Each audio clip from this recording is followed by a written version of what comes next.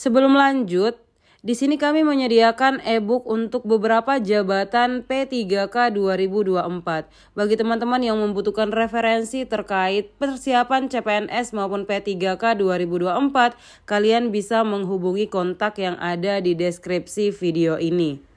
Di sini tersedia beberapa formasi ataupun jabatan P3K maupun CPNS 2024. E-book ini juga dilengkapi dengan tryout serta materi penunjang yang akan membantu teman-teman mempersiapkan diri dengan maksimal untuk bisa lolos menjadi CASN tahun 2024.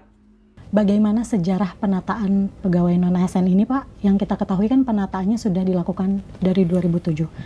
Itu tuh sebelum-sebelumnya bagaimana gitu, Pak? Mungkin Pak Abah. Tadi sudah disampaikan Pak Waka ya. Jadi sebetulnya penataan ini kita sudah selesai di semenjak adanya PP 49 ya 2018 selesai. Nah, namun rupanya setelah PP 49 itu masih ada, Pak. Dihitunglah ke belakang sesungguhnya ya. Jadi yang setelah PP 49 itu dia bekerja sebagai non ASN apapun namanya sampai November 2023 itu nggak boleh ngangkat lagi. Tapi rupanya banyak yang angkat juga gitu ya. Tapi yang jelas ini PR kita bersama sih yang harus kita beresin. Nah setelah itu maka ada surat Pak Menteri waktu itu supaya data lah. Masa kita mau beresin tapi nggak ada datanya. Datanya belum update lah. Ada di BKN tapi data honorer yang lama ya Pak ya. Yang peninggalan THK 2 itu.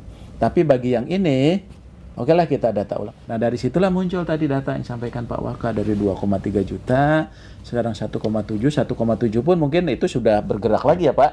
Kan ada yang tadi yang sampaikan ada yang meninggal, ada yang usianya nggak memenuhi dan sebagainya. Nah itulah jadi babak baru jadinya. Nah babak baru ini kita beresin lah sesuai dengan mandat di undang-undang di tahun ini, tapi prosesnya itu sampai dengan 2025. Pak Yono ada mau menambahkan Pak? Sejarah nih Pak. Oh sejarah ya. Ya tadi saya singgung di awal Pak.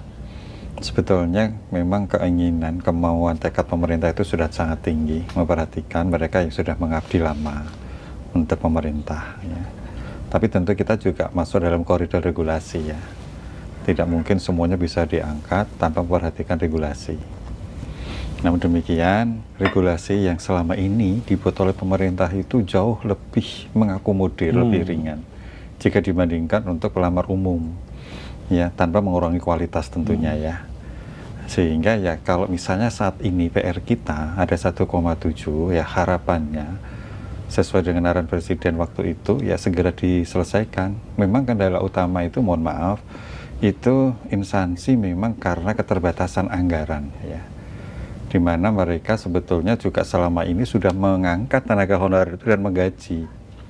Maka tadi polanya yang disampaikan oleh Pak Deputi, ya kalau anggarannya cukup untuk berapa orang, ya mereka itulah yang penuh waktu. Kemudian yang nggak, sementara belum ada menggunakan paruh waktu. Toh nanti kalau anggaran itu sudah ada, ya formasinya mengikutin aja, ya mengikutin aja. Sampaikan aja ke Pak Deputi, tetapkan formasi, angkat menjadi penuh waktu. Yang penting semuanya bisa selesai terakomodir dengan baik, itu Mbak.